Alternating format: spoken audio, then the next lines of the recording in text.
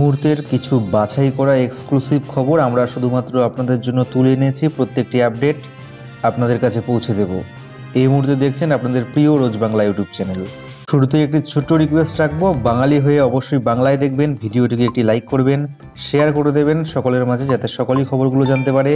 এবং আমাদের চ্যানেলে প্রথমবারের জন্য এসে থাকলে অবশ্যই করবেন সাবস্ক্রাইব, তার পাশের বেল আইকনটিতে ক্লিক করতে ভুলবেন না আমাদের খবরগুলো প্রত্যেক দিন সবার প্রথমে দেখার জন্যে। তো চলুন দেখে নেব আজকের 8টি এক্সক্লুসিভ খবর। প্রথম খবরটির দিকে আমরা চোখ রাখব। করোনার কারণে রাজ্যে মিছিল, রোড শো নিষিদ্ধ করল নির্বাচন কমিশন। ছোট সভাতেও থাকছে বড় কড়াকড়ি। করোনা পরিস্থিতিতে রাজ্যে রোড শো, মিছিল বন্ধের নির্দেশ দিল নির্বাচন কমিশন। বিজ্ঞপ্তি প্রকাশ করে কমিশন জানিয়ে দিল, বৃহস্পতিবার সন্ধ্যা 7টা থেকেই এই নির্দেশ কিন্তু কার্যকর হচ্ছে। প্রসঙ্গত, বৃহস্পতিবার রাজ্যে করোনা পরিস্থিতিতে ভোট প্রক্রিয়া নিয়ে কমিশন গাফিলতি করেছে বলে কলকাতা হাইকোর্ট কিন্তু মতামত দিয়েছে। নতুন নির্দেশে পদযাত্রা, রোড শো, বাইক মিছিলে নিষেধাজ্ঞার পাশাপাশি জনসভাগুলিতেও নিয়ন্ত্রণের কথা বলা হয়েছে। কমিশন জানিয়েছে সর্বোচ্চ 500 জনকে নিয়ে সভা করা যাবে, তবে সেই সভাতেও কঠোরভাবে মেনে চলতে হবে দূরত্ববিধি। এছাড়া নতুন করে কোনো মিছিল, রোড শোর অনুমতি দেওয়া হবে না এবার থেকে। যেগুলোর অনুমতি আগে দেওয়া হয়েছে সেগুলো বাতিল হবে রোড শো এবং মিছিলের ক্ষেত্রে। আর যেসব সবার অনুমতি দেওয়া হয়ে গিয়েছে সেগুলোতেও জমায়েতের ক্ষেত্রে নতুন এই নির্দেশ মানতে হবে, জানিয়ে দিল নির্বাচন কমিশন। এরপরেই বৃহস্পতিবারই প্রধানমন্ত্রী নরেন্দ্র মোদী তার 4টি সভা বাতিল করেন পশ্চিমবঙ্গে। বদলে শুক্রবার বিকেল 5টায় দিল্লি থেকে ভার্চুয়াল সভা করার কথা ঘোষণা করলেন প্রধানমন্ত্রী।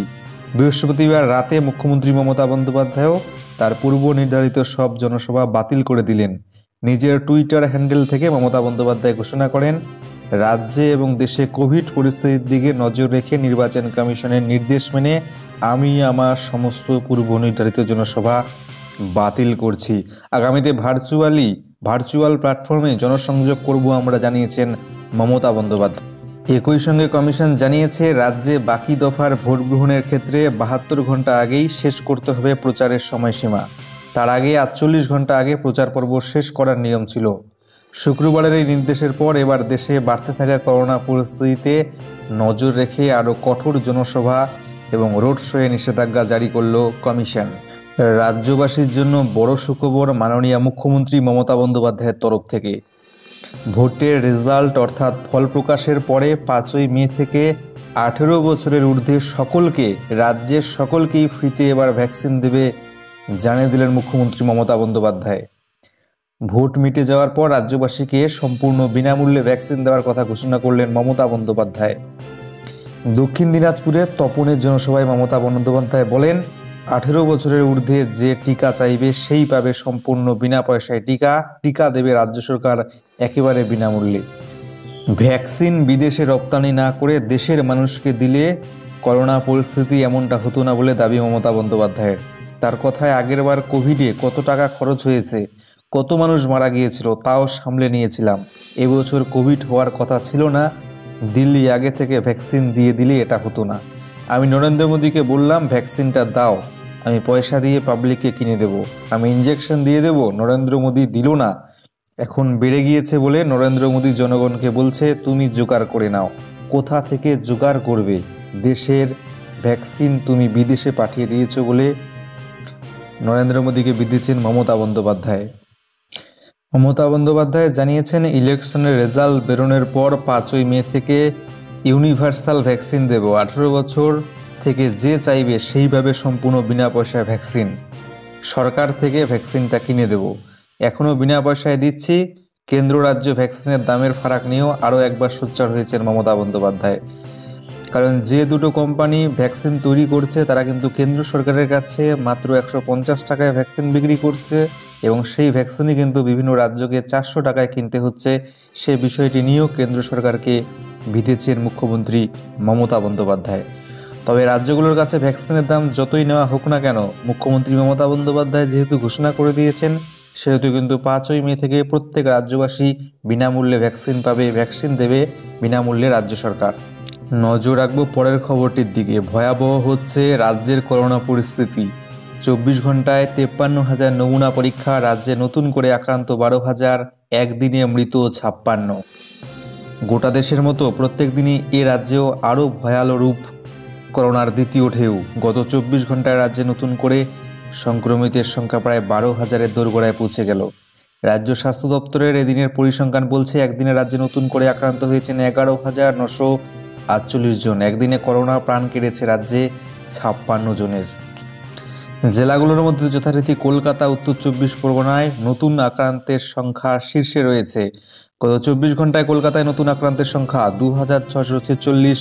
কলকাতায় গত 24 ঘন্টায় মৃত্যু হয়েছে 14 জনের।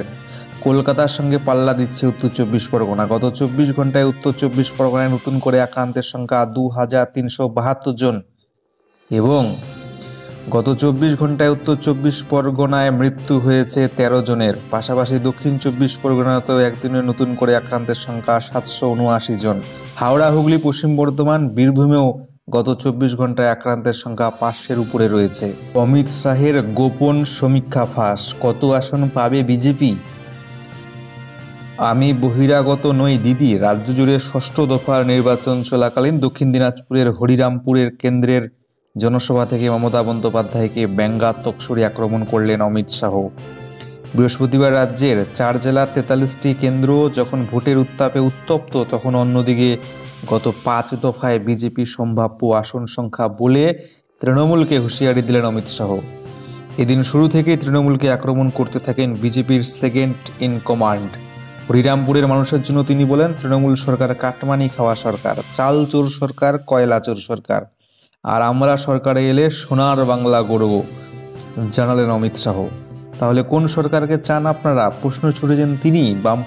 বামফ্রন্টকে 34 বছর সুযোগ দিয়েছেন, তৃণমূল কংগ্রেসকে 10 বছর সুযোগ দিয়েছেন, নরেন্দ্র মোদীজিকে 5 বছর সুযোগ দিয়ে দেখুন। বহিরাগত ইস্যু নিয়ে অমিত শাহ এদিন বলেন, দিদির মুখে উন্নয়ন নিয়ে কোনো কথা নেই। ভাষণের প্রথম 10 মিনিট দিদি মোদিজিকে আর আমাকে গালি দেন, সারাক্ষণ শুধু বহিরাগত বহিরাগত বলেন। দেশের প্রধানমন্ত্রী বাংলার মানুষের সঙ্গে কথা বলতে পারেন না? উনি কি বহিরাগত? আমি দেশের স্বরাষ্ট্রমন্ত্রী, বাংলার মানুষের সাথে কথা বলতে পারবো না? আমি কি বহিরাগত? জনগণের কাছে প্রশ্ন দিয়েছেন অমিত শাহ। এদিন শাহ আরও বলেন, আমরা 2 দফার ভোট বাকি আছে। আজ সন্ধ্যাবেলা যখন ষষ্ঠ দফার ভোট শেষ হবে, আমরা জেতার জন্য প্রয়োজনীয় আসন পেয়ে যাব। ইতিমধ্যেই আমরা 5 দফা নির্বাচনের শেষে 122টি আসন পেয়ে গিয়েছি। তাও আমরা বাংলার মানুষের থেকে 200টি আসনের আশীর্বাদ চাইতে এসেছি। আর এবারে আমি কথা দিচ্ছি, দিদির গুন্ডারা আমাদের কিচ্ছু করতে পারবে না। আপনারা ভয় পাবেন না, বেশি বেশি করে ভোট দিন। ভারতীয় জনতা পার্টি আপনাদের সঙ্গে আছে, অমিত শাহ জানালেন এদিন। অর্থাৎ তার কথায় ইতিমধ্যেই 5 দফা নির্বাচনের শেষে তারা পেয়ে গিয়েছে 122টি আসন এবং 200টি আসনের কাছাকাছি তারা যেতে চায়। তাই কিন্তু তারা এখনও জোরদার চালাচ্ছে প্রচার। আরও সস্তায় মিলবে এবার স্মার্টফোন। গরিব মানুষরাও যারা স্মার্টফোন কিনতে পারছেন না টাকার অভাবে, তাদের জন্য বড় সুখবর। ভারতীয়দের সুবিধায় চীনা সংস্থার সঙ্গে এবার গাঁটছড়া বাঁধছে জিও। গোটা দেশে নিজেদের ব্যবসা আরও বাড়ানোর পথে রিলায়েন্স জিও। সেটা ফেসবুক, গুগলের মতো সংস্থার সঙ্গে গাঁটছড়া বেঁধে হোক কিংবা টেলিকম স্পেকট্রামের প্রচুর শেয়ার কেনাই হোক। আর এবার এদেশে ফিচার ফোনের পর স্মার্টফোনের মার্কেট ধরতেও মরিয়া মুকেশ আম্বানির সংস্থা। তাই গ্রাহকদের জন্য এবার অল্প দামে স্মার্টফোন আনতে চলেছে রিলায়েন্স জিও। তবে এর জন্য তারা চুক্তিবদ্ধ হচ্ছে চীনা ফোন প্রস্তুতকারক সংস্থা আইটেলের সঙ্গে, এমনটাই খবর রিলায়েন্স থেকে। এক সর্বভারতীয় সংবাদ মাধ্যমে প্রকাশিত প্রতিবেদনের সূত্র থেকে জানা যাচ্ছে, ভারতে গ্রামীণ অঞ্চলগুলোতে এখনও অধিকাংশ মানুষ ফিচার ফোন বা পুরনো দিনের ছোট্ট ফোনগুলো ব্যবহার করে, কিন্তু স্মার্টফোনের দাম অনেকটা বেশি হয়, তারা সেই ফোন কিনতে পারে না। আর ওই সংখ্যাটাও অনেক বেশি। তাই এই বাজার ধরতে জিওর কম দামে স্মার্টফোন আনার এই পরিকল্পনা। জানা গিয়েছে আগামী মে মাসেই চীনা ফোন প্রস্তুতকারক সংস্থা আইটেলের সঙ্গে চুক্তি সই করবে রিলায়েন্স জিও। তারপরে 2 সংস্থার মিলে তৈরি করবে কম দামি স্মার্টফোন। বাজারে আসবে সেই স্মার্টফোন, মানুষজন খুব কম টাকাতেই তাদের ফিচার ফোন, পুরনো ফোন বাদ দিয়ে সেই নতুন স্মার্টফোন খুবই কম দামে কিনতে পারবে।